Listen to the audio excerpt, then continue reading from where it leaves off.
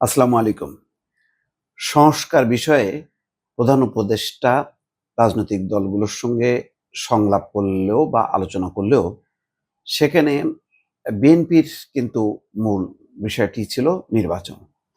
এবং দলের পক্ষ থেকে সালাউদ্দিন আহমেদ খুব নরমে গরমে কিন্তু যা বলার বলে আসছে। একেবারে প্রধান উপদেষ্টাকে মানে উদ্দেশ্য করেই যথেষ্ট সম্মান, শ্রদ্ধা রেখেই মূল কথাগুলি কিন্তু বলে আসছে। ৩০টির বেশি দলকে আমন্ত্রণ জানানো হয়। এখন ভেতরে কে কি বলছে সেটাও প্রধান উপদেষ্টার যে প্রেস উইং তারা সেটি প্রচার করেছে, সেই বক্তব্য সবাই শুনেছে। যেমন তিনি বলছেন সংস্কার বিষয়ে, যে সংস্কার কমিশনের যে গতি, সেই গতি নিয়ে আমরা মোটেও সন্তুষ্ট হতে পারিনি, কারণ এই সংস্কারের জন্য আমরাই প্রধান প্রবক্তা। আপনারা যদি সৌভাগ্যক্রমে দায়িত্ব গ্রহণ না করতেন, তাহলে যখনই ফ্যাসিবাদের পতন হতো তখন অঙ্গীকার অনুসারে আমাদের যেতে হতো। অর্থাৎ আপনারা যদি মানে এই দায়িত্ব না নিতেন, তাহলে যখনই পতন হতো তখনই কিন্তু আমাদের, অর্থাৎ বিএনপিকে সেই তাদের যেই প্রকাশ করা বা প্রতিশ্রুত ৩১ দফা, সেই দফা অনুযায়ী তাদেরকে এগোতে হতো। আপনাদের এমন কোনো সংস্কার নেই যেটা এই ৩১ দফার সঙ্গে মেলে না। অর্থাৎ সব সংস্কার কোনো না কোনোভাবে ৩১ দফার মধ্যে আছে। তবে এর বাইরে আপনারা অনেক বেশি সংস্কার নিয়ে প্রস্তাব দিয়েছেন, যে সংস্কার প্রস্তাব নিয়ে আমরা ৩ দিন অবিরত আলাপ করেছি, বিশেষ করে আমাদের দলের পক্ষ থেকে। সালাউদ্দিন আহমেদ বলছেন, বিএনপি এর আগে লিখিতভাবে জবাব দিয়েছে।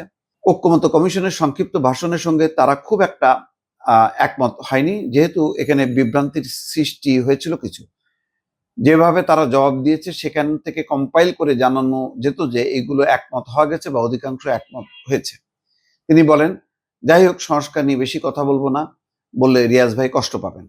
সালাউদ্দিন আহমেদ বলছেন, আমি এখানে প্রশংসা করতে আসিনি, আমরা এখানে আলোচনা করতে এসেছি। এখন আপনাদের যে বিষয়গুলো বোঝাতে পারিনি অবিরত, সেটা কি আজকে বোঝাতে পারবো? মনে হয় না। একটি কারণও নেই ডিসেম্বরের পরে নির্বাচনের, এটা হলো আসল পয়েন্ট। আমরা কেন, কি উদ্দেশ্যে ডিসেম্বরের আগে নির্বাচন চাই, যৌক্তিকভাবে আমরা বহুভাবে উপস্থাপন করেছি। জাতির মধ্যে কেউ কেউ ষড়যন্ত্রের একটা সুযোগ নিচ্ছে এবং বিভিন্ন রকমের অস্থিরতা সৃষ্টিরও পায়তারা আছে, আভ্যন্তরীণভাবেও আছে, বহির্বিশ্বেরও আছে। অনেকে বক্তব্য রেখেছে যে পার্শ্ববর্তী একটি দেশ নির্বাচন চায়। ওরা নির্বাচন চায় না বলে কি আমরা অনির্দিষ্টকালের জন্য নির্বাচন চাইবো না? তারা কেন নির্বাচন চায় তারা জানে।